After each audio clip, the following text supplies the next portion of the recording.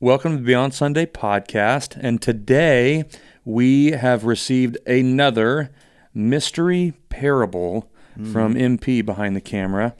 So we're going to dive into the parable of the persistent widow. Thanks for joining us. You are watching the Beyond Sunday podcast.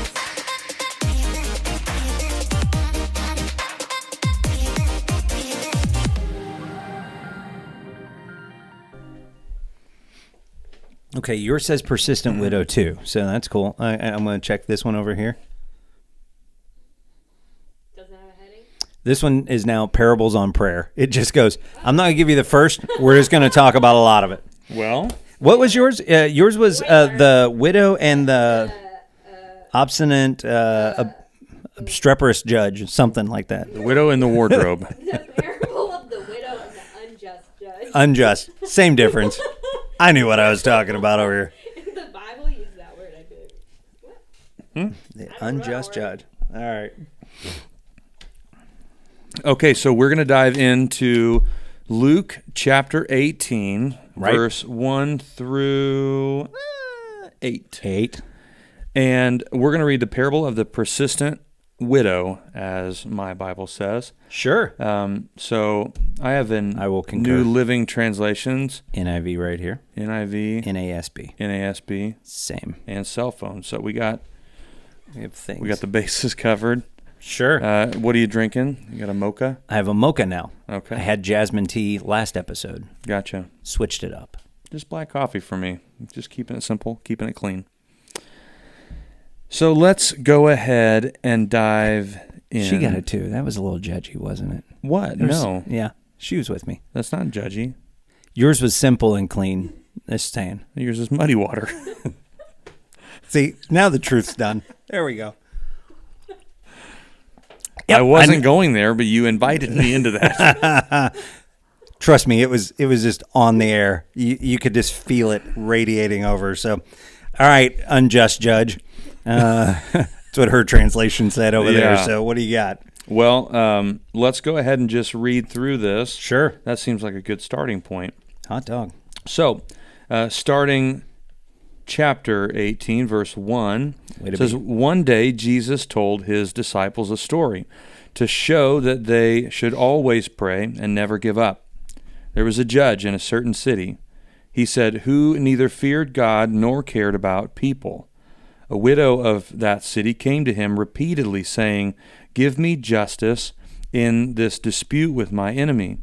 The judge ignored her for a while, but finally he said to himself, I don't fear God or care about people, but this woman is driving me crazy. I'm going to see that she gets justice because she is wearing me out with her constant requests. Then the Lord said, Learn a lesson from this unjust judge. Even he rendered a just decision in the end, so don't you think God will surely give justice to his chosen people who cry out to him day and night? Will he keep putting them off? I tell you, he will grant justice to them quickly. But when the Son of Man returns, how many will he find on the earth who have faith? All right. There you go. Cool. Kick us off. All right. This, as soon as she told us that this was going to be the one. Oh, okay. Sorry, I was just doing some cross-referencing one more time. Got to hold a few things open here. Okay. So this is one of those parables that I think hits people in a way that you go, huh? So one of the things that if you're part of Christ Church in our family, that as we talk about in a sermon or anything, every time we have the opportunity to teach on parables, there's either something about God or about life in his kingdom that we're being taught. It's really not as much about us directly.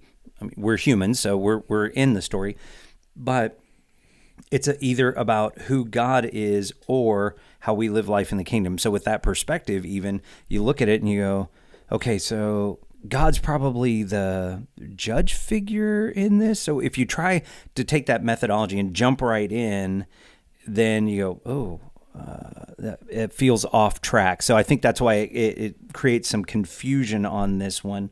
But what I think we're really trying to get at here is something more of showing a value of the kingdom. And the value that we're going to get, just to kind of bottom line it, is going to be persistence, that perseverance in prayer and moving forward, and showing that it's then with that value in mind, I'm going to give you a counterplay, I think is what Jesus is doing. I'm going to give you a counterplay of how things happen in the world and then how they happen in the kingdom. So I think that's kind of a bit of a bottom line on it. And there were just some things that jumped out to me that when you're looking at this, let's see.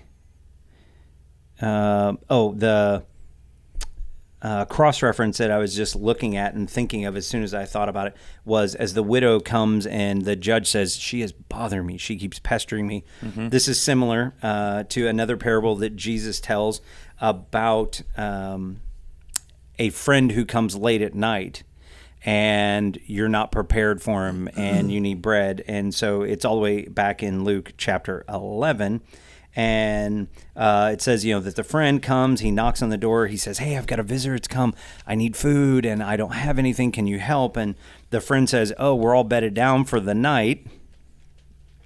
And the guy's like, but I'm really desperate. Then in verse 8 it says, I tell you, even though he will not get up and give him anything because he is a friend, yet because of his persistence, he will give it up and give him as much as he needs.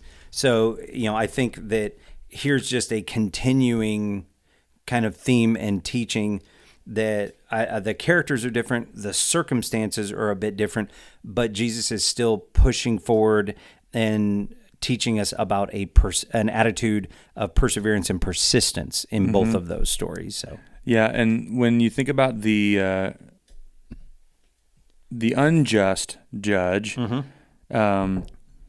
the attributes of a good judge would be that you have obviously a drive for justice. So if we think about in the spiritual form, that would be a fear of God. And then you would have compassion for people.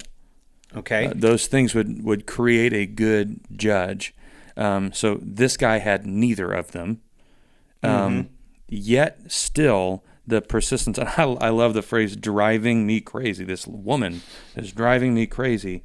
And in this study section in my Bible, it says it's a colorful Greek expression that means striking the eye or giving me a black eye. This woman is beating me down. Interesting. Is attacking me with all of this, like she won't stop.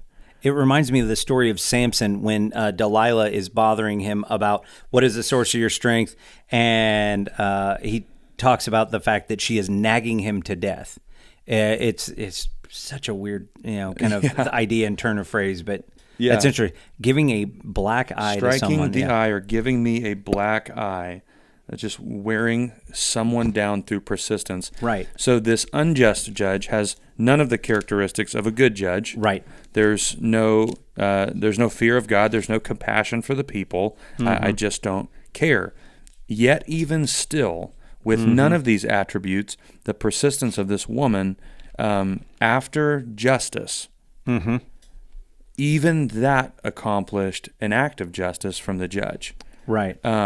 And so it does show us about the persistence in prayer and having faith, but it also shows that we don't even meet that sort of resistance when it comes to our relationship with God. Right. A good judge who does have the fear of himself and a love for all of his people. Right. He says, I desire justice, so why would I not? Right. Why would I not follow through on this? And I think the trickier thing is, we may feel like there's scenarios or moments in our life when, in the name of justice, we pray for something, we desire a certain outcome on something, and it doesn't pan out the way that we would want. True, yeah. That doesn't, I think the healthiest thing for us to do in that moment is to look at our own hearts. Okay. Which is really, really difficult because if we see and believe that God is a God of justice and it desires, and this even says he'll grant justice to them quickly. Mm-hmm. Now, we tend to define time and certain specificities in our own understanding, which may or may not actually be accurate. Okay. So quickly to God may feel very different to us. Mm-hmm. Persistence says that there was a season of waiting in some Right. way. Yeah. Otherwise, you don't have to persist. Right. But I think we see that he cares about it. He will respond. And when he doesn't, we may still be in that waiting, or we may need to do some hard work to look at Right. the condition of our heart and soul. Am I after truly godly justice, Okay. Yep. or am I possibly out of line with what I'm really after? Right. Yeah, and I think as you're talking about that, it brings to mind as Jesus teaches, and he's teaching his disciples how to pray. He ends up, eventually talking and shares with them this concept, this idea that, as a father, as an earthly father, you know how to give good gifts. If your son asks for one thing, you don't give him a horrible thing instead. And, there's a number of different comparisons that he uses. And he says, and if you, being evil, he says, you being a sinful, earthly person, know how to give good gifts, doesn't God know even better than that? And so that's in mind. And, as we look at the parable, Jesus always is grabbing things that people understood around them. You could easily point to something and go, you see that? And they go, okay, I get that. Which is why he doesn't have to explain what an unjust judge is. They go, okay, I get it. That guy. Yeah, that guy. I've seen him. And so, in this context, in this case, what we're probably really talking about is a Roman overseer. So, to your point, this would not be a God-honoring person. This is a Roman. He follows Roman law, not even Jewish law. He follows Roman gods, not Yahweh. And so his entire perspective would be different than something that would be godly. And so I love this. To me, this entire parable feels like a deep encouragement that is trying to teach us about perseverance. We see other places in Scripture about persevering and how it builds character and builds hope and things in us. That in this case, that we see an example in Luke 11, somebody asking his friend, his friend's got other things going on. I got sleeping, got a whole family in between me and the door, don't want to get up. We see an unjust judge that the guy is like, I just don't even care about you or your cause. And as a matter of fact, it tells us that this is a widow. And the widow, so again, looking at godliness, we're to care for the widows and the orphans. We're to watch out for those who are in a weaker position. And, while this isn't directly in the text or anything, there's every opportunity that the person who she is opposing, her adversary, is probably somebody who has a higher state or position over her. So the judge could play preferences. I don't give preference to the widow. What can you do for me? That you are a woman and widowed, you're not going to hold a lot of weight in an unjust court. Right. What are you going to do back for me? What? I slide some justice your way. What do I get back for it? But yet, by being unjust, whoever her adversary is might be able to benefit you back, where, again, being a woman and being a widow in this culture and time, I have no advantage for helping you whatsoever. Right. But yet what Jesus is saying is, but because she persisted, she persevered, she knew what was right, and she kept appealing, even that kind of person was swayed over. And if God is truly good, and if he truly loves you, don't you think he's probably listening? And again, it brings me back to that. If you fathers know how to give good gifts, doesn't God know how to even give more? And so I think it's an encouragement, because there are times I think that we feel like God isn't listening. Our prayers are falling on deaf ears. And I think there is something that, you were saying about that heart work that we have to do. Yeah. that is super important, because it says not that the widow's going to get everything that she wants, that we will get everything that we want, but I tell you, he will see that they get justice. They will get what is right. And I think one of the hardest things is whatever I ask for, I know it's right. I mean, in my heart, I want it so much. You know, we've been through seasons where we want people healed, and they're not. And, you know, they continue in sickness, and they continue in just hard straits, and we continue to pray. Or, you know, we've talked last episode about the lost sheep. There's somebody who's lost, and we're praying again and again and again, and it's still not happening. And, you know, there's all these things you go, but those are right things, right? And that may not be what God's looking at. He may be looking somewhere further down the road, looking at a higher and bigger thing. He says his ways are so much higher than ours, we can't understand them. And so I think for a lot of us, I think there is a challenge in that moment. You go, but the Lord has not given me justice. In fairness, he hasn't given me what I wanted. Right. Yeah, he will always give justice, though. Yeah, and that's the really hard part, and that's, I think, why it ends with, "But when the Son of Man returns, how many will he find on the earth who have faith?" Faith isn't driven on results. Right. It's trusting in the unseen and the unexperienced in moments. And so when we think about God's understanding and wisdom and timeline being so far outside of our own understanding, quickly could look like a lifetime to us. Right. Yeah. That's nothing more than a moment, a passing moment in eternity for God. And so when we think about that, that may put us in a scenario where we wait a lifetime for justice of some sort, or an answer of some sort. And as believers, what will you do in that waiting? What will you do? We've talked about in episodes a while ago with like personal relationships with people in the physical, you know, filling the gap in moments. Oh, yeah. Okay. And really, in our relationship with Christ, we have to do the same in so many areas. Faith is us choosing to fill the gap that you see things that I don't see. Right. I'm going to put you in your rightful place that I'm not going to understand it. I'm not going to understand what you do. I'm not going to understand your ways at times. And so will I choose to believe that you do in fact desire to work things out for the good of those who love you, who follow you. Right. And it really changes the dynamic. And so we see in the end, you know, when the Son of Man returns, when it comes to other parables talk about, you know, the great banquet, the wedding feast, you know, when the time has come, when it's done in the earthly sense, what did you do with that quick moment? Your lifetime, what did you do in that quick moment?